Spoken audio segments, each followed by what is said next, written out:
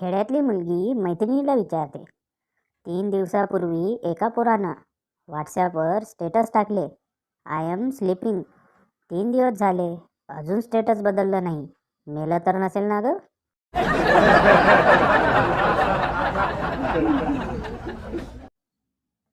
एक मोठी प्रेत यात्रा जात असते.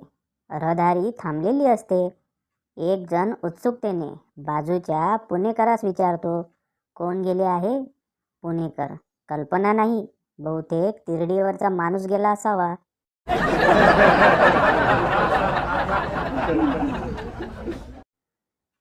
जगातले सर्वात निरागस 4 चेहरे.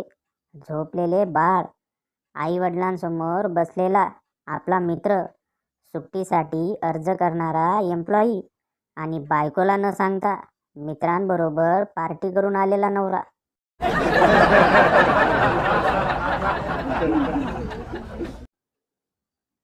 एकदा गावात तलाट्याच्या मागं कुत्रा लागतो. तलाठी सगळ्या गावातून पळून आल्यावर एका झाडावर चढतो आणि म्हणतो, साल्या, तुझ्याकडं गुंठावर जरी जमीन असती ना, मग तुला समजलं असतं की कुणाशी पंगा घेतलाय तू.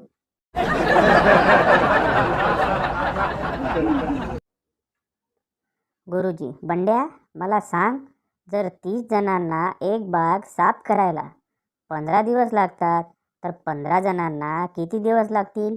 बंड्या, पण गुरुजी, मला सांगा, एकदा साफ केलेली बाग परत कशाला साफ करायची? द्या की त्या 15 जणांना आराम.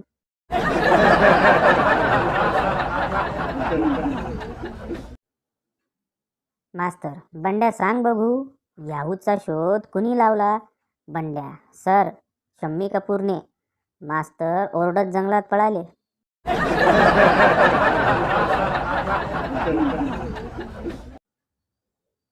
महिला, डॉक्टर, मला तपासण्यापूर्वी एक करा. बाहेर जी नर्स आहे तिला आत बोलवा पाहू. डॉक्टर, तुमचा माझ्यावर विश्वास नाही का? महिला, तुमच्यावर तर आहे, पण नर्सच्या अवतीभवती रेंगाळणाऱ्या या माझ्या नवऱ्यावर माझा विश्वास नाही.